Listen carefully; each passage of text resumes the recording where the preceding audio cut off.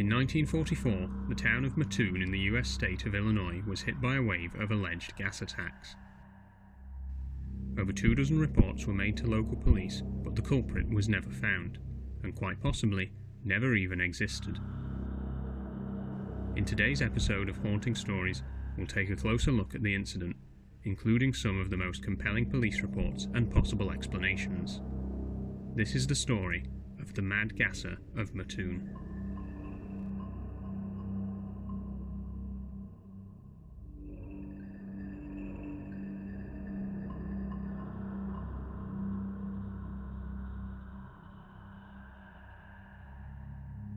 On the 31st of August 1944, Urban Rafe awoke early in the morning to an unpleasant odour, which made him feel weak and nauseated.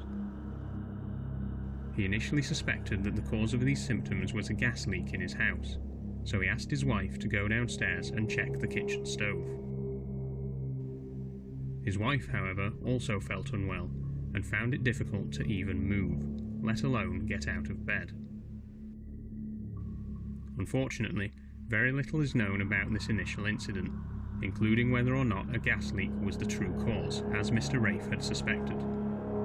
It would seem highly likely that a gas leak was to blame, were it not for the influx of similar reports in the coming days.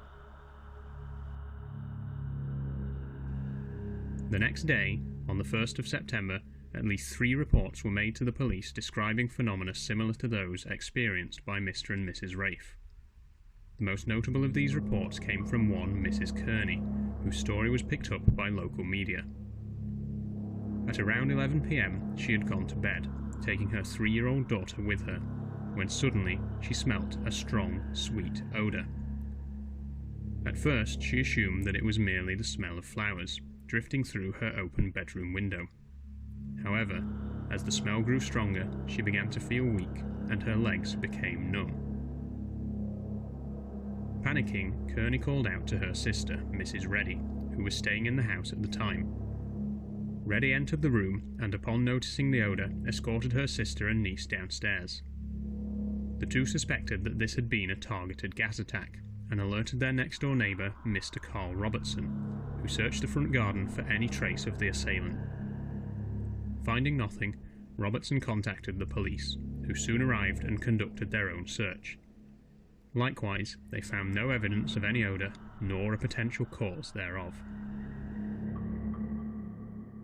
By 12:30, the police had left, and Mrs. Kearney's husband, who was absent at the time of the initial report, returned home from work, only to find a suspicious man lurking in the garden. He attempted to confront the man, who quickly fled the scene. Upon entering the house and hearing his wife's story, Kearney connected the dots, and concluded that the man must be responsible. In a subsequent police report, the man was described as tall, dressed in dark clothing, and wearing a tight-fitting cap, a description which later reports would corroborate. The story quickly caught the attention of a local newspaper, the Mattoon Journal-Gazette, who reported the incident on the 2nd of September in an article titled "Mrs. Kearney and Daughter, First Victims." Rather predictably, the number of reported sightings increased drastically in the aftermath of this publication. Many people came forward claiming to have seen the prowler or been attacked, though none were able to provide any evidence or even give a clear description of the attacker. It wouldn't be until 4 days later, on the 5th of September, that the first real pieces of physical evidence would surface.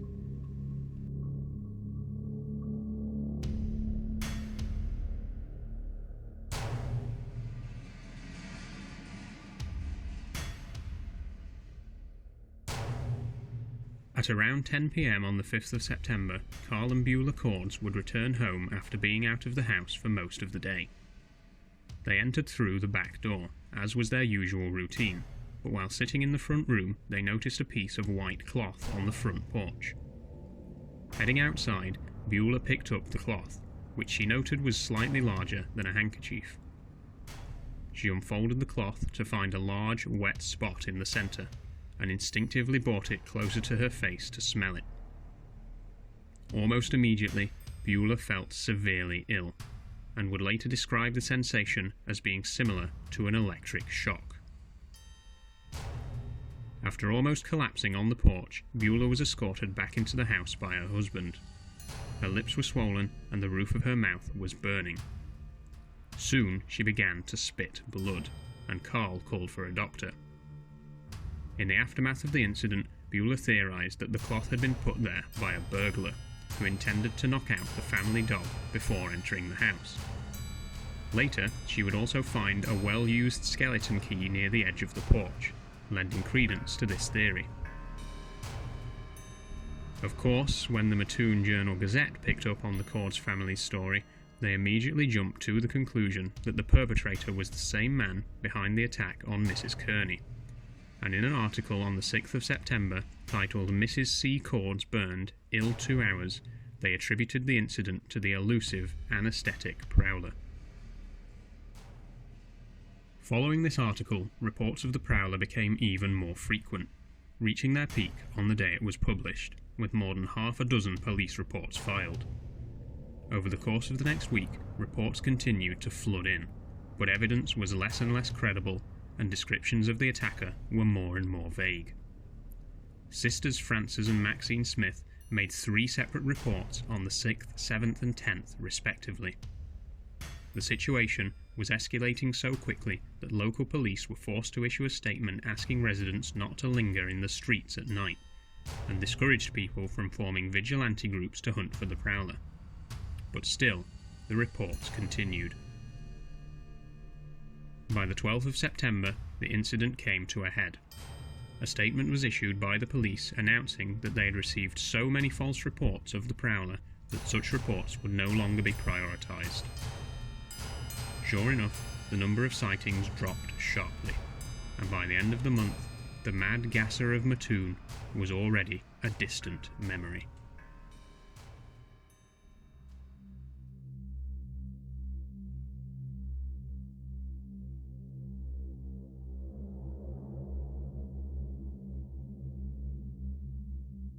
In subsequent years, a variety of theories have been put forward to explain what really happened in Mattoon in 1944. Police at the time dubbed the incident a case of mass hysteria, and this is still the prevailing theory to this day. It is plainly obvious that the number of reported sightings of the Mad Gasser increased sharply after the 2 articles published in the Mattoon Journal-Gazette, suggesting that the articles put people on edge and caused them to falsely report the slightest shadow at their window or funny smell in their house. Although I do not wish to accuse any specific person, it is also quite likely that certain individuals simply lied to the police because they saw that the incidents were gaining traction in the press and wanted to seize their chance to be written about in the newspaper. Even in 1944, people would go to extreme lengths to get their 15 minutes of fame. In the statement made on the 12th of September, Chief of Police C.E. Cole also theorised that some of the incidents could be attributed to industrial pollution, specifically citing carbon tetrachloride and trichloroethylene as possible pollutants. While he did not necessarily blame them, Cole did mention by name the Atlas Imperial Diesel Engine Company as a known producer of both substances. The company was rightly upset and vehemently denied the possibility that their facility was releasing the pollutants. Indeed, the State Department of Health had certified their plant as safe earlier that same month, and one of the assessors, Dr. Cronenberg, even gave a statement by telephone stating that there was no possibility of the offending fumes originating there. With these theories in mind, here is my personal explanation. The initial incident with Mr. and Mrs. Rafe on the 31st of August was, as Mr. Rafe had himself theorised, the result of a simple gas leak. The incident with Mr. and Mrs. Cords on the 5th of September was caused by a burglar, who was in no way connected to the other reports. The incident with Mrs. Kearney on the 1st of September was the first genuine coordinated attack by the real Mad Gasser. Subsequent reports were mostly fake, fueled by either hysteria or a desire to be mentioned in the Mattoon Journal-Gazette, although there were 1 or 2 real attacks, which regrettably were drowned out by these false reports. Of course, this is merely my interpretation of the incident, which I've based on the evidence available. The sad fact of the matter is that we may never know for certain what happened, and the true identity of the mad gasser of Mattoon, if he even existed, will forever remain a mystery. If you enjoyed this video, please subscribe to support the channel and stick around for the next installment of Haunting Stories.